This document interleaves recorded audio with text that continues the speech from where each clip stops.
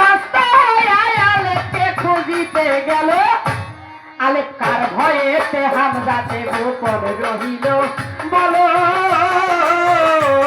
আলেপ কার ভয়েতে হামজাতে গোপন রহিল বলো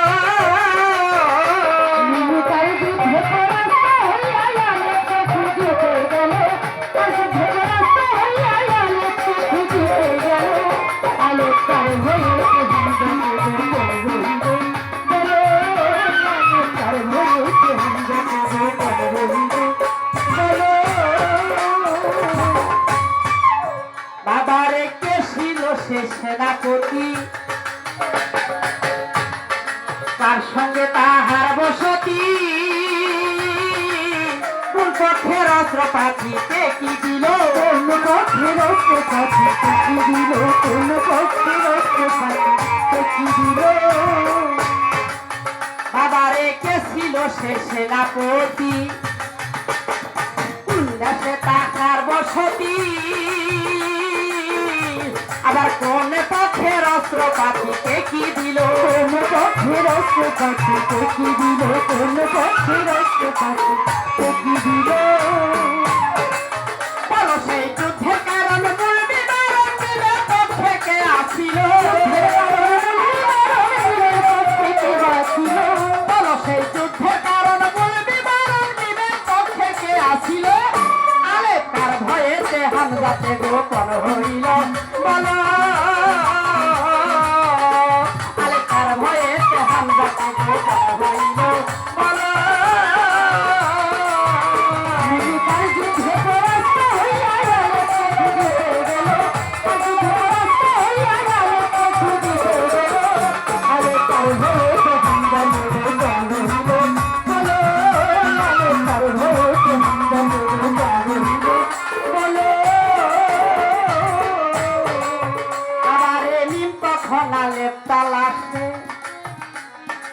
ঘুরে বেড়ায় দেশ বিদেশে এসে আলেপের খবর নিমকে দিল এসে আলেপের খবর নিমকে দিল এসে আলেপের খবর নিমকে দিল বাবারে নিম তখন আলেপ তালাশে ঘুরে বেড়ায় দেশ বিদেশে এসে আলেপের খবর নিমকে দিল খবর নিমকে দিল খবর নিমকে দিল নিমে খবর পাইয়া খুশি হইয়া কার কাছে সংবাদ পাঠাইল খবর পাইয়া খুশি হইয়া কার কাছে সংবাদ পাঠাইল খবর পাইয়া খুশি হইয়া কার কাছে সংবাদ পাঠাইল আলেপ কার ভয়েতে হামজাতে গোপন হইল বলো আলেপ কার ভয়েতে হামজাতে গোপন হইল বলো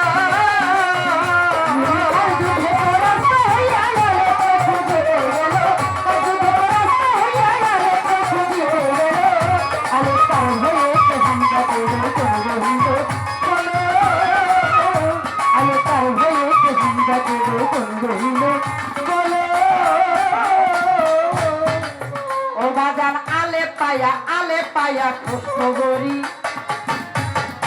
আনন্দ পাইল ভারী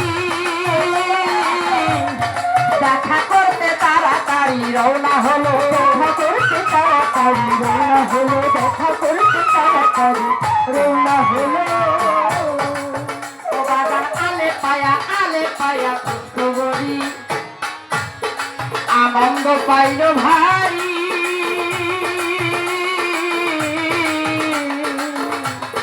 দেখা করতে তাড়াতাড়ি রওনা হলো দেখা করতে তাড়াতাড়ি রওনা হলো দেখা করতে তাড়াতাড়ি রওনা হলো আলেপ কি দেখিয়া কি শুনিয়া চেতন হইয়া রইল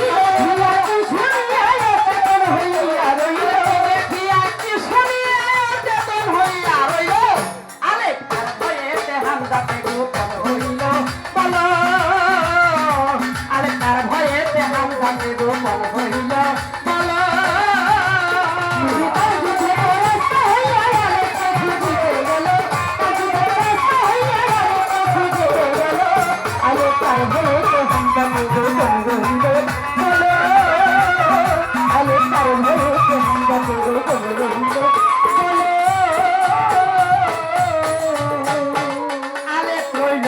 চেতনে আবার নিম্ব ছিল যোগাসনে আলে পেছনে কথা কইল কথা কইল কেসে আলে পেছনে কথা কইল ও বাদান আলে রইল চেতনে আবার নিম্ব ছিল যোগাসনে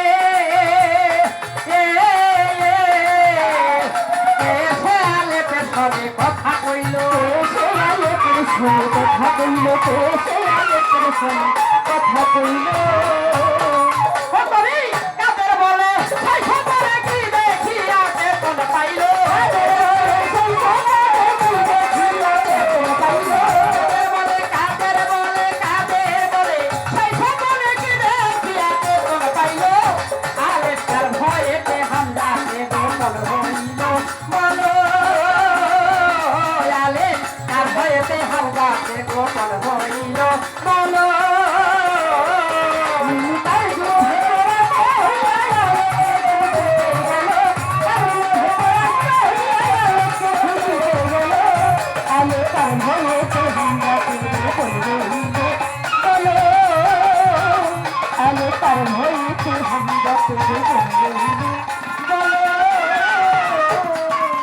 নীরব থাকেন ধৈর্য ধরে যত আশেকের নন্দ নীরব থাকলে জানতে পারো মনের মতন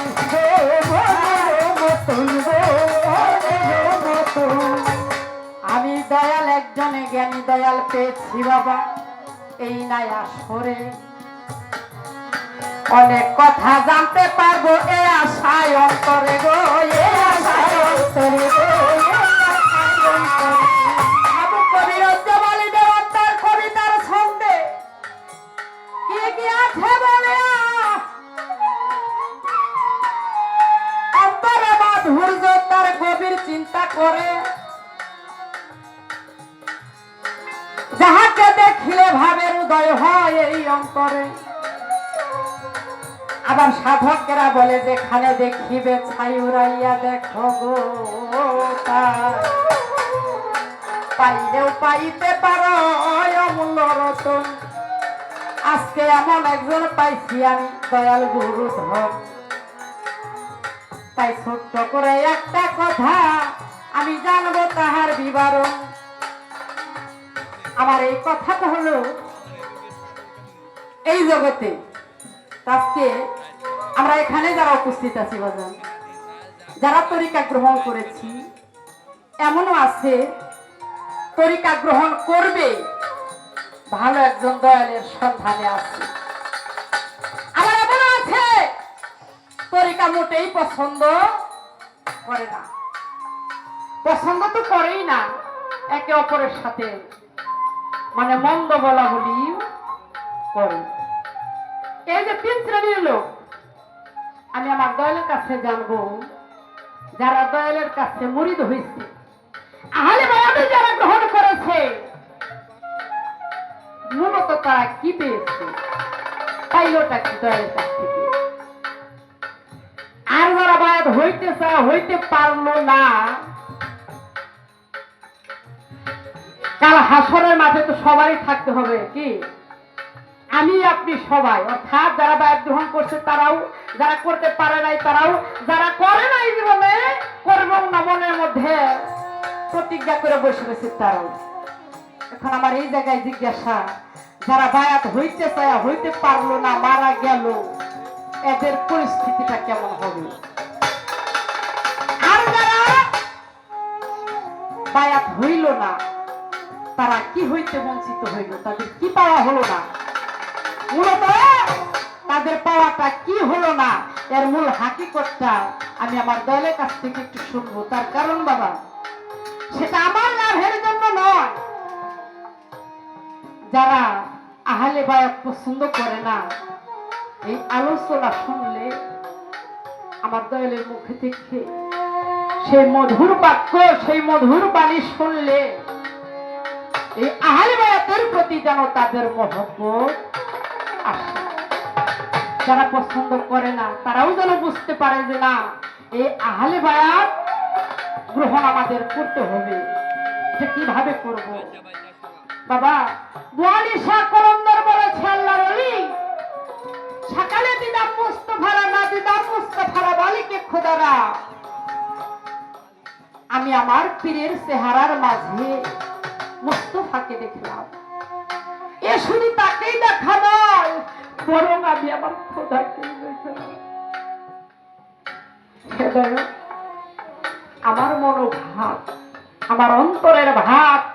আমার চোখের সেই দৃষ্টি যেন সেরকম হয়। আপনি এমন একটা রাস্তায় আমাকে দেখাবেন, এমন একটা রাস্তায় আপনি আমাকে নেবেন আমি যেন আপনার সাথে সাথে পেছনে পেছনে চলে যাইতে পারি। এই আশা রেখে আমি আমার দলের কাছে গানটি রাখলাম। বাবা মুর্শিদকে তো সবাই ভালোবাসে, গুরু প্রেমিক তো সবাই হয়। যার অন্তরে গুরুকে নিয়ে আশা বাসনা তার মনের মধ্যে এমন একটা ভাব উদয় হয়ে যায় সে মুর্শিদের চরণ ধুলি অঙ্গে মাখে চোখে নেয় সুরমা বলে নয়নে জলে মুর্শিদের চরণটা ধোয়া দিতে চায়। মুর্শিদ দিনে সে যেন কিছুই বুঝে দাঁড়িয়ে সে যেন মুর্শিদের দাসী। আমি আমার দয়ালের কাছে বলবো দয়াল গো করুণা করে তুমি তোমার চরণে শুধু আমাকে আশ্রয় দিও। সেই জায়গায় দাঁড়িয়ে কবি কি বলেছে আমার দয়াল চাঁদের লেখা একটি প্রার্থনা গান আমি রাখি। ধন্যবাদ সবাইকে। ওরে আমার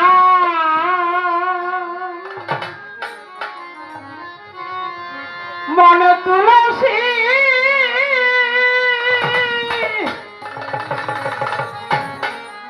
নয়নে জলে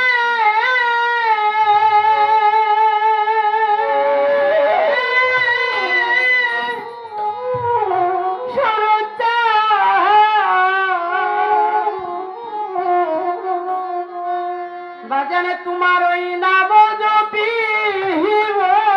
দরদি তোমার ওই চরণ ধুলি অঙ্গে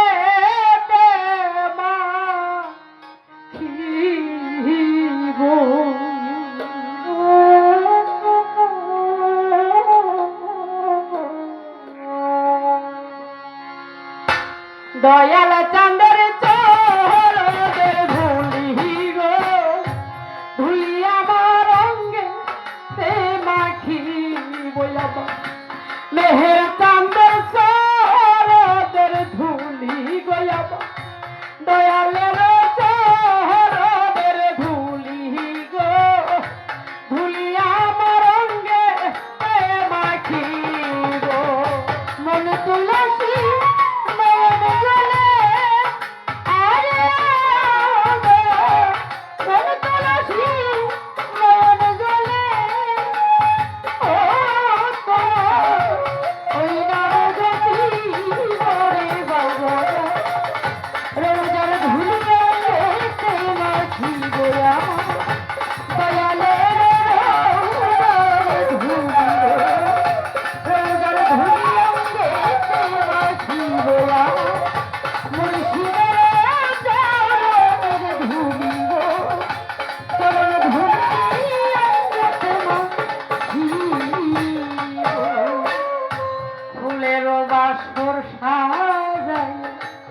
আশাতে থাকি আশাতে থাকিব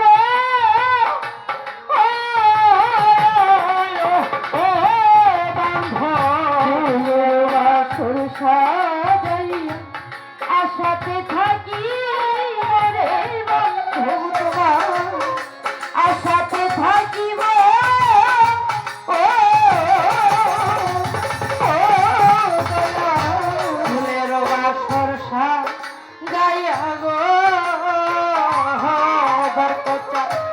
আশাতে থাকিব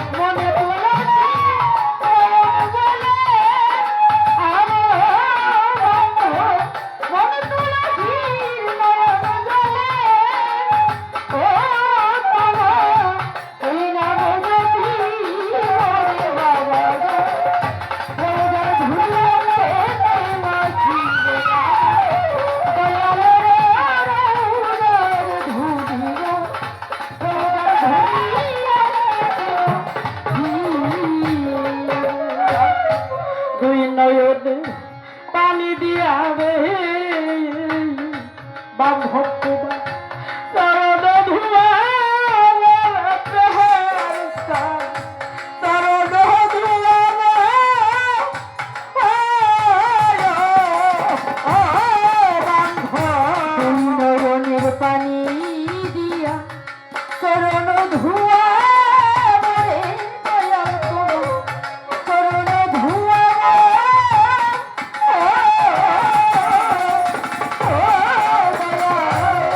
নয়নে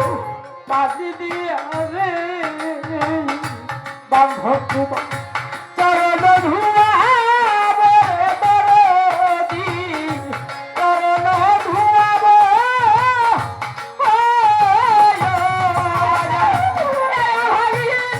মাথার চুলে আরে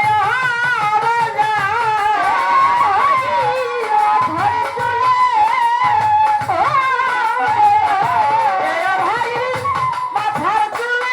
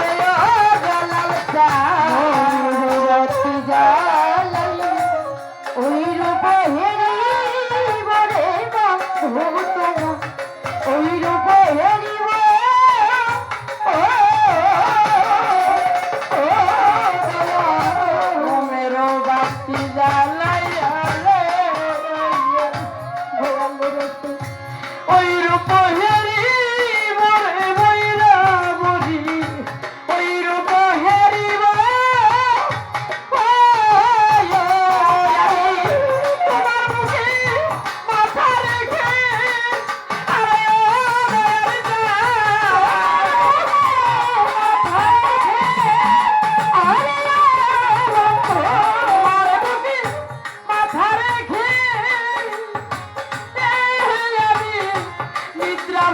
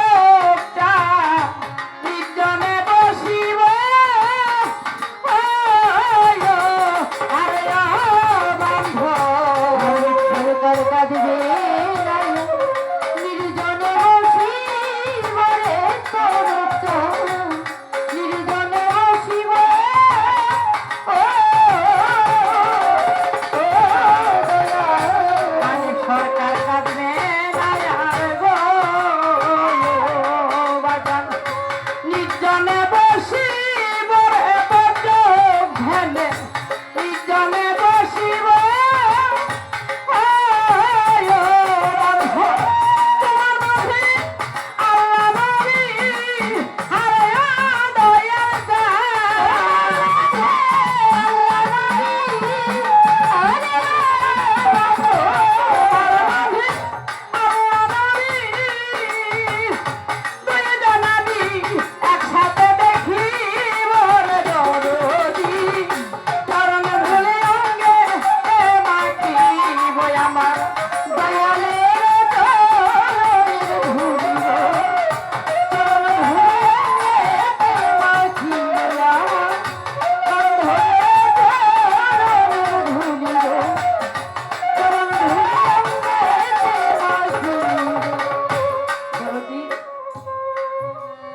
এই জগতে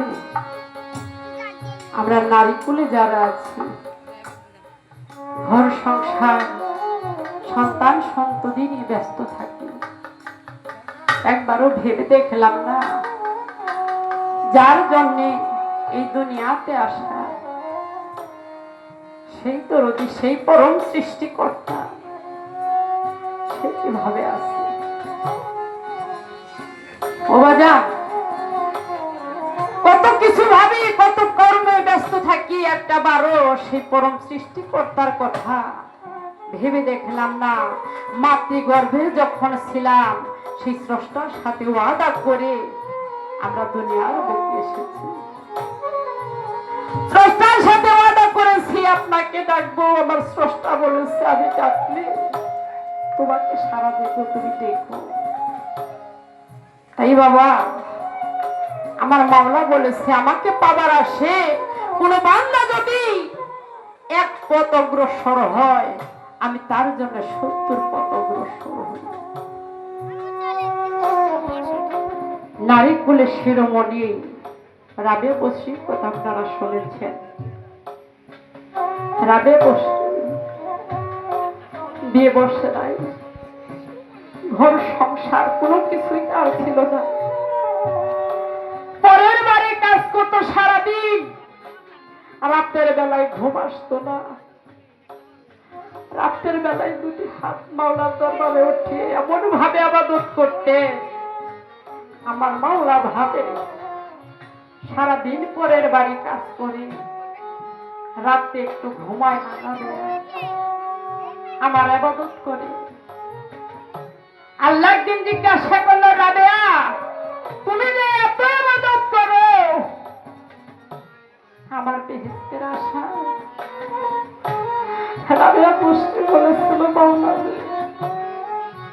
তোমার ওই বেহেশতের আশায় যদি আমি ইবাদত করি ওই বেহেশত তুমি আমার জন্য হারাম করে দিও। রাবেয়া, এই যে আমার 7টা দুজক,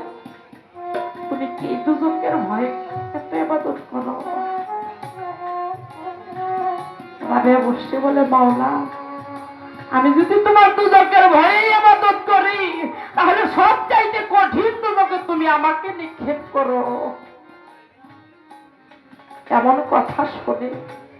আমার মাওলা বলে, রাবেয়া তুমি বেহেশতের আশা করো না, দুজকের ভয় তুমি করো না, তাহলে কিসের আশায় তুমি ইবাদত করো আমাকে একটি বার শুধু বলো। সেদিন রাবেয়া বসরি কি বলেছিল,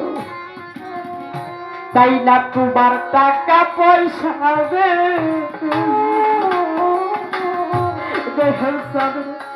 চাই না জমি